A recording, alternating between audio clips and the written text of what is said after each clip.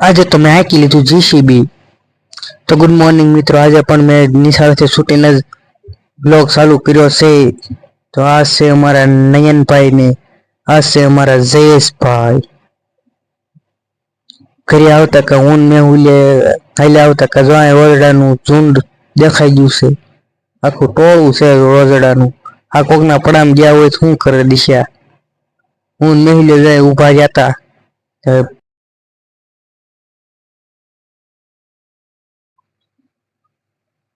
કેટલા હે આમ જોત ખરા।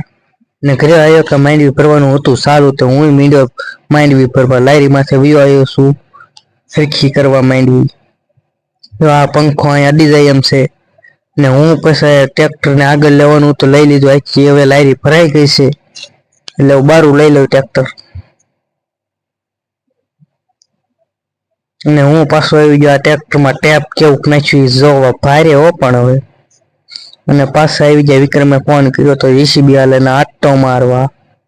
અહીંયા અમારા ગામની નિશાળ છે ત્યાં આ ભાઈ કામ કરે છે એટલે હું ના આવ્યો તો, અને પછી હું બેસી ગયો જીસીબી ની સીટ માથે ને મીડ્યો હાંકવા તો નહીં પણ શીખું છું હજી તો, બહુ નથી ફાવતું, જેવું તેવું આવડે છે,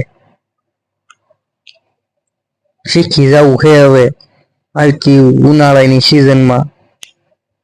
ને હવે નીકળી જા ઘર બાજુ, જીસીબી જાય છે આગળ ને હું હાલ્યો જાઉં છું વાહે, અને મૂકી દીધું હવે તો જીસીબી ને હું વયો જાઉં હવે ઘરે। અને એ વિક્રમ એનું જીસીબી લે ને હું બેસી ગયો પછી બતર ફાડવા, ટ્રેક્ટર પડખે મૂકી દીધું છે।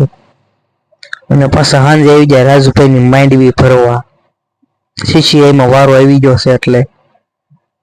અને હવે પછી ભરવાઈ નહીં હરેશભાઈની માંડવી એટલે એની ભરવા મીણ્યા હવે માંડવી, સીસીઆઈમાં વારો આવે એટલે બધા ઉતાવળા થાય છે।